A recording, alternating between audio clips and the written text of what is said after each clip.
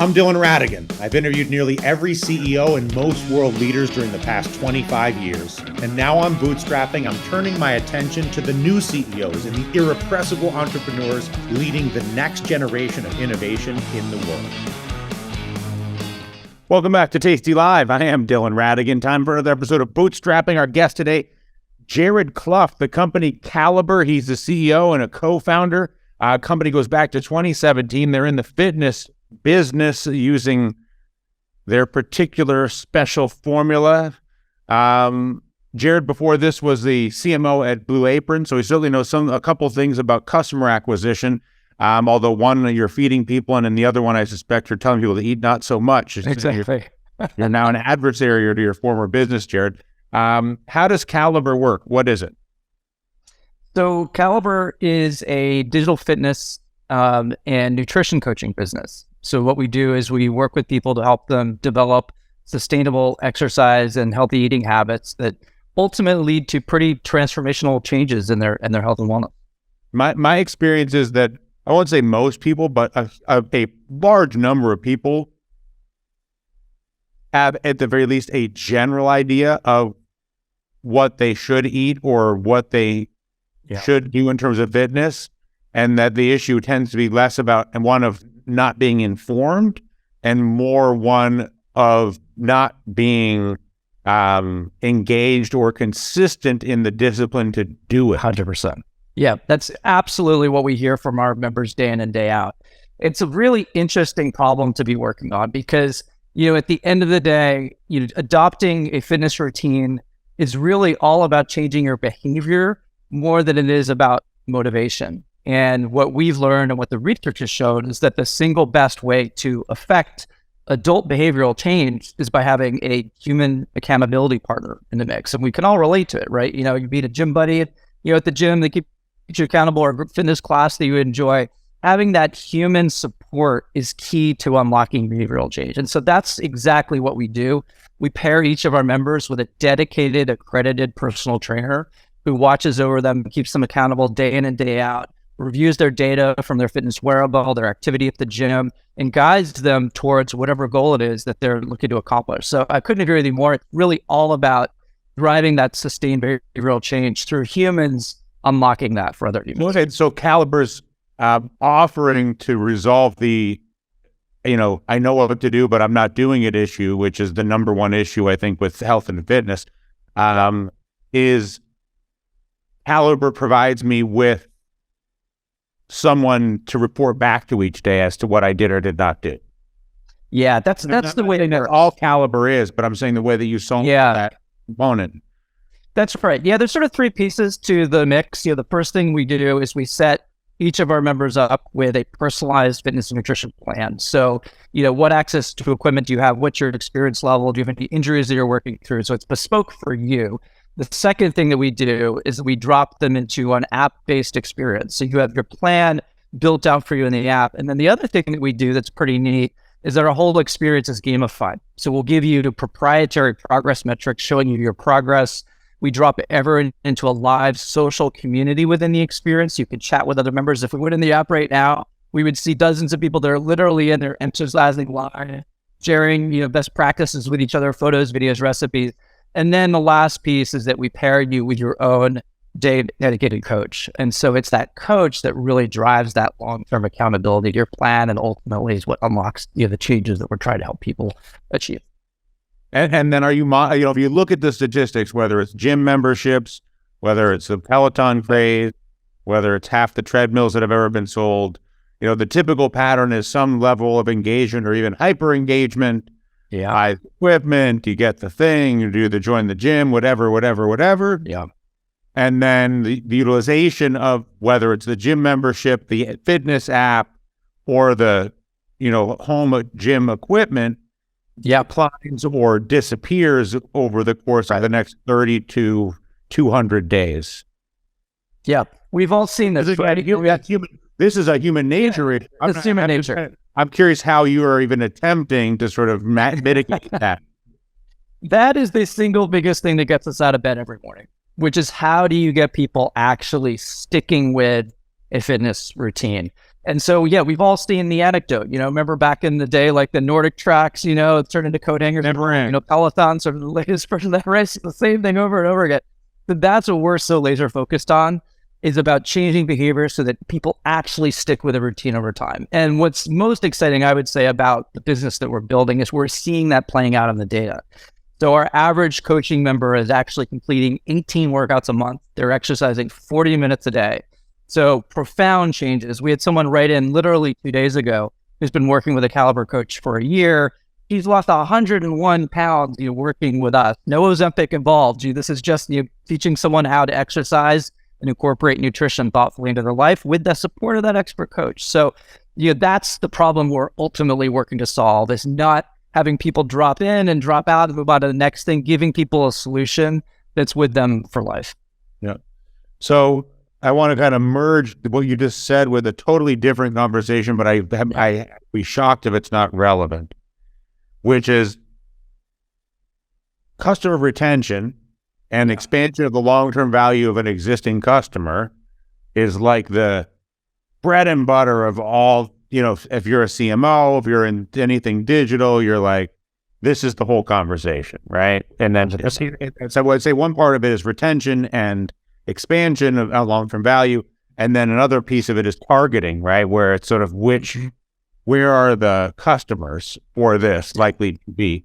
And so I'm interested in the techniques that exist for expanding the long-term value of some cosmetics chain or retention for some, there's for something that's not fitness, but where you're seeing great success. I'm trying to think of a good example, Jenner Cosmetics, which is from, and that's a distorted example because there's a big celebrity there, but you get my point. Yeah. Are you applying the same best practices regarding retention and targeting as you would have for a Blue Apron, even if it's maybe a different audience? Yeah, 100%. I mean, if you think about, as you just pointed out, any business ultimately has a formula to the business, right? It involves acquiring customers, retaining those customers, then monetizing those customers over time. If you are able to keep moving all those levers in the business in the right direction, you have a nice business. So that's how we think about this business, and really that's how we thought about the Blue Apron business, the Match.com business before that when I worked on that business. How do you acquire users efficiently, that where as you scale, you can maintain that efficiency? For us, we do that through a highly viral experience. So 75% of our users are actually referred to us by other users.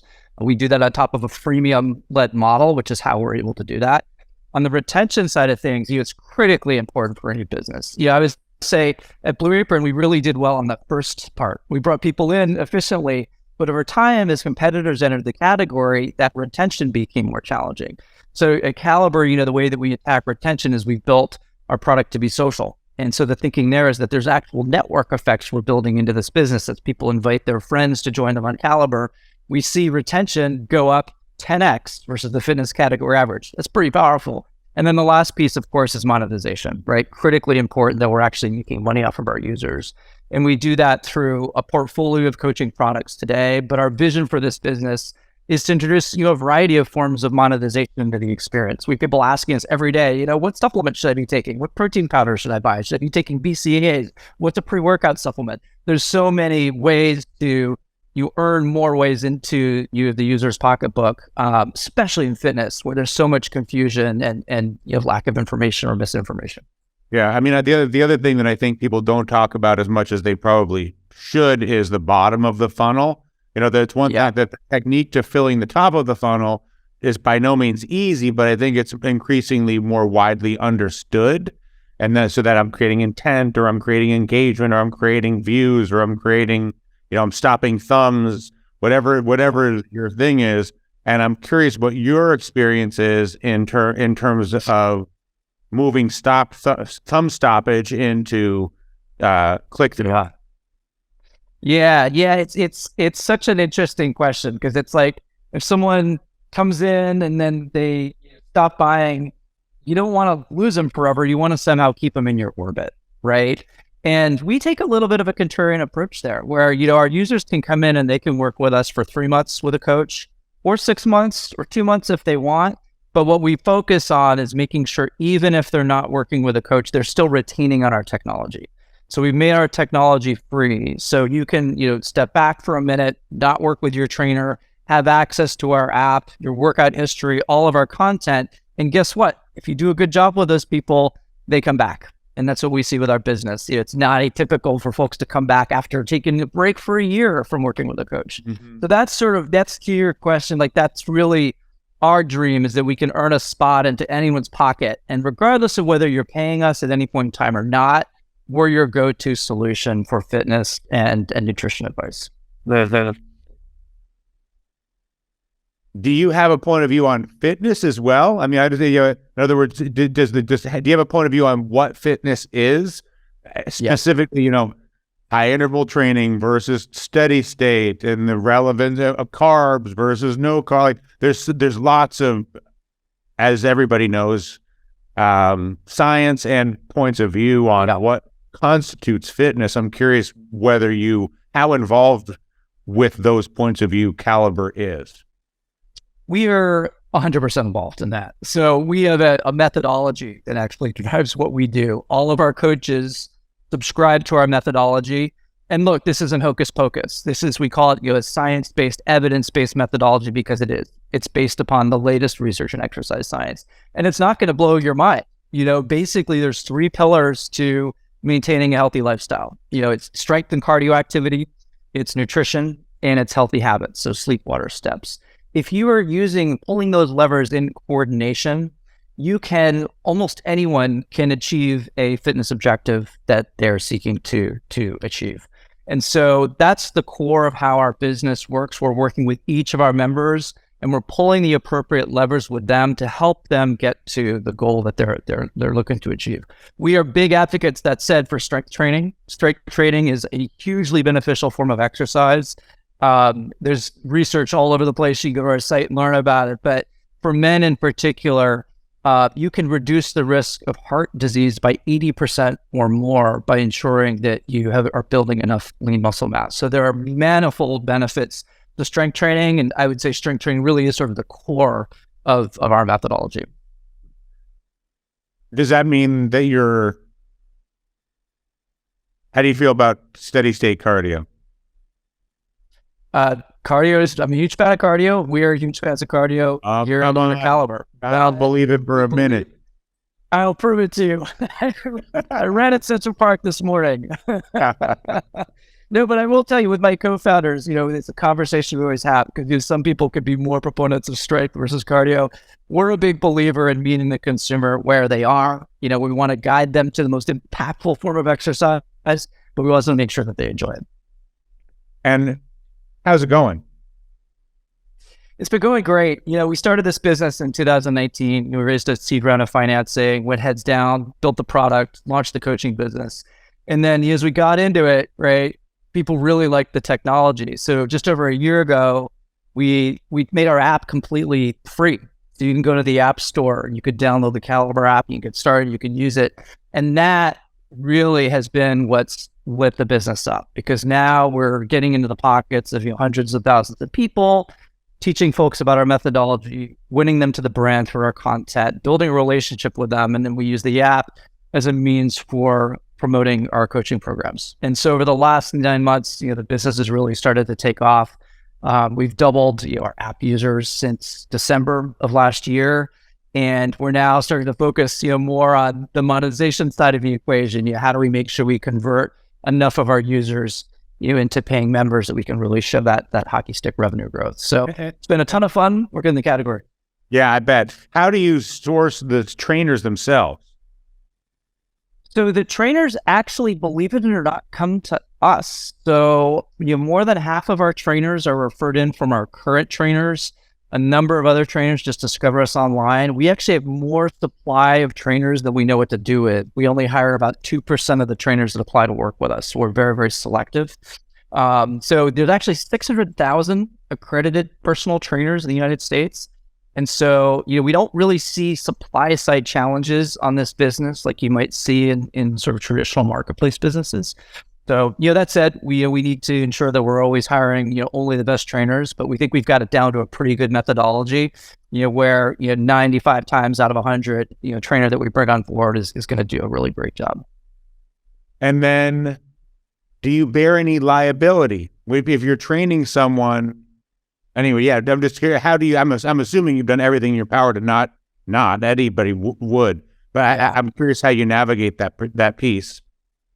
Yeah, it's a great question. So the question I had early on with this business is, how can you protect yourself there if someone injures themselves? So the net of it is that we try to provide very expert guidance to all of our members, of course, right?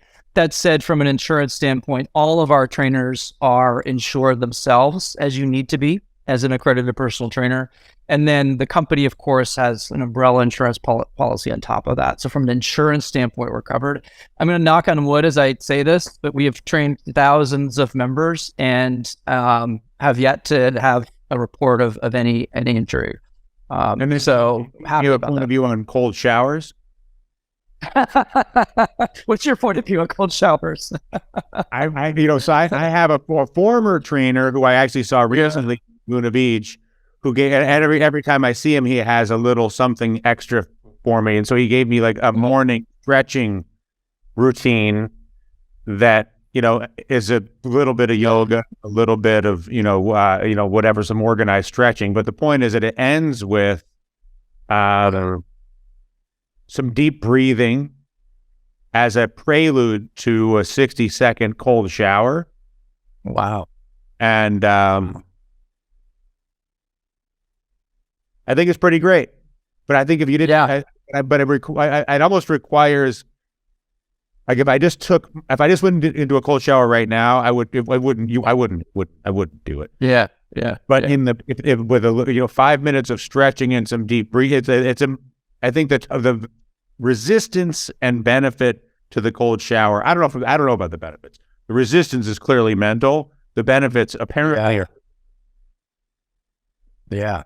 Dylan, I think we might need to bring it into our methodology. We may lose all of our customers if we do that. I mean, there's a point where you're like, I'm not using that caliber. I know, exactly. It is torturing. Yeah, no, I mean, personally, I love a cold shower from time to time. I prefer to jump in a cold ocean, but rarely. You don't think it's good. It's a good sales material to be like Caliber, the cold shower app. Exactly. We'll think on that one.